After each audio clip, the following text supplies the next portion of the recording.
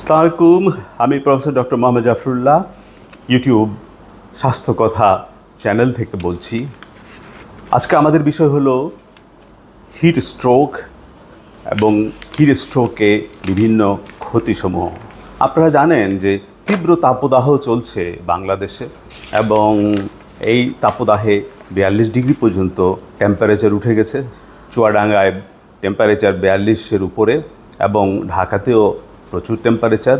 শ্রমজীবী মানুষ এবং সেই সাথে বিভিন্ন স্তরের মানুষ এই তাপদাহে ক্ষতিগ্রস্ত এবং তারা জীবন বাহন করা খুবই মুশকিল হচ্ছে। সুতরাং আমাদের কাছে একটা পেশেন্ট আসলো, সে রিক্সা পুলার এবং সে রিক্সা চালাতে চালাতে প্রচণ্ড ঘামিয়ে তার সমস্ত শরীর লাল হয়ে গেল এবং সে প্রায় আনকনশিয়াসের মতো হয়ে রিক্সা থেকে এক সাইডে পড়ে গেল। তো আমরা তাকে সাথে সাথে আমাদের হসপিটালে আসার সাথে সাথে আমরা তাকে ঠান্ডা রুমে নিয়ে গেলাম এবং তার সমস্ত শরীর থেকে কাপড়গুলো বের করে নিয়ে তাকে ঠান্ডা পানি দিয়ে গোসলের মতো করিয়ে দিলাম এবং তাকে প্রচুর ঠান্ডা পানি এবং স্যালাইনও খেতে দিলাম। তারপরে সে আস্তে আস্তে আস্তে আস্তে রিভাইভ করলো। সো সে কিন্তু হিট স্ট্রোকে যায়নি, তার আগেই সে আমাদের কাছে চলে আসতে পেরেছিল এবং যে জন্য আমরা তার জন্য একটা কার্যকরী পদক্ষেপ নিতে পেরেছি। সুতরাং এই সিমটমগুলা এই হিট স্ট্রোক বা এই টেম্পারেচার বেশির জন্য এইরকম এই ধরনের সিমটম দেয় যে তাদের প্রচুর সোয়েটিং হবে, মাসেল পেইন এবং থ্রাস্ট, প্রচুর পানির পিপাসা এবং তাদের হেডেক হবে, রাইজ অফ টেম্পারেচার হয়ে যাবে বডিতে, হয়তো 104 ডিগ্রি পর্যন্ত হয়ে যাবে এবং কনফিউশন, রিক্সা পুলার তার কনফিউশন হচ্ছিল এবং টেন্ডারনেস ইন দ্য মাসেল হবে, মাসেলগুলো ব্যথা করতে থাকবে এবং টায়ার্ডনেস থাকবে এবং নশিয়া ভমিটিং থাকবে এবং রেডিশ কালার স্কিন, এটা তারও হয়েছিল এবং তার ডিসওরিয়েন্টেশন, অর্থাৎ সে কোথায় আছে সে সেটা বলতে পারছিল না। সো আমরা তাকে যে কথা বললাম যে প্লেন্টি অফ ওয়াটার দিয়ে, স্যালাইন ওয়াটার দিয়ে তাকে আমরা ঠিক করে নিয়ে আসছিলাম। তা আমরা এই সিমটমের পর আমরা তাকে ডায়াগনোসিস করব কিভাবে। ডায়াগনোসিসের ক্ষেত্রে সাধারণত আমরা এটার ক্লিনিক্যালি ডায়াগনোসিস করা হয়, তবে একটা ব্লাড গ্যাস অ্যানালাইসিস যদি করা যেতে পারে ভালো এবং সেই সাথে ইলেকট্রোলাইটটা ভেরি ইম্পর্ট্যান্ট। ইলেকট্রোলাইট ইমব্যালেন্স হয়ে যায়, অনেক সময় হাইপোন্যাট্রিমিয়া হয়ে যায়। এই জন্য আমরা ঠান্ডা জায়গায় রাখার পাশাপাশি তাকে এখন আমরা প্রিভেনশন করব কিভাবে।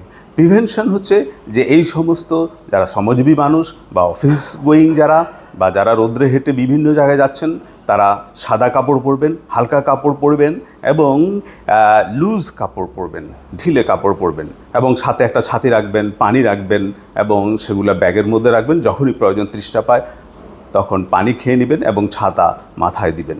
এবং তবে কারো যদি কোনো রকম অন্যরকম অভ্যাস থাকে, বিশেষ করে এই অ্যালকোহল বা এই ধরনের, এগুলো কখনও খাবেন না এবং চা খাবেন না।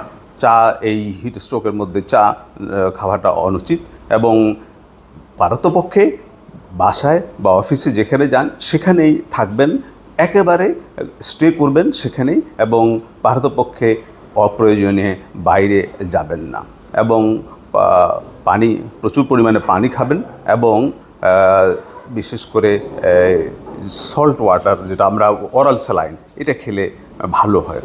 এবং কমপ্লিকেশানগুলো কী হয় এই হিট স্ট্রোকে, বা এটাতে সাধারণত ভাইটাল অর্গানগুলো অনেক সময় ড্যামেজ করে, বিশেষ করে ব্রেইনকে ড্যামেজ করে এবং ব্রেইনকে ড্যামেজ করে স্ট্রোক হয়ে যায়, ব্রেইন স্ট্রোক।